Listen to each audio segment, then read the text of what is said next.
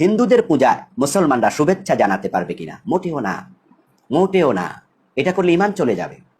কারণ হিন্দুদের পূজা সুস্পষ্ট শিরিক, এটাকে সমর্থন করলে ঈমান চলে যায়। আর শুভেচ্ছা জানানোর মানে কি? শুভেচ্ছা জানানোর মানে হলো আমি তো সমর্থন করলামই, বরং তোমরা এই কাজ করতে থাকো। আস্তাগফিরুল্লাহ। ঈমান মোটেও থাকবে না। তো এই বক্তব্য দ্বারা, আবুল কালাম আজাদ বাশারের বক্তব্য দ্বারা বোঝা গেল যারা দুর্গা পূজায় শুভেচ্ছা দেয় তারা বেঈমান হয়ে যায়। তাহলে চলুন তো দেখি আমিরে জামাত ডক্টর শফিকুর রহমান দুর্গা পূজার শুভেচ্ছা নিয়ে তার কি বক্তব্য আছে। দৈনিক ইত্তেফাক 26শে সেপ্টেম্বর 2025। এই রিপোর্টে বলা হচ্ছে, আসন্ন দুর্গা পূজা উপলক্ষে হিন্দু সম্প্রদায়কে শুভেচ্ছা এবং প্রশাসনের প্রতি নিরাপত্তা প্রদানের আহ্বান জানিয়েছেন বাংলাদেশ জামাত ইসলামের আমির ডক্টর শফিকুর রহমান।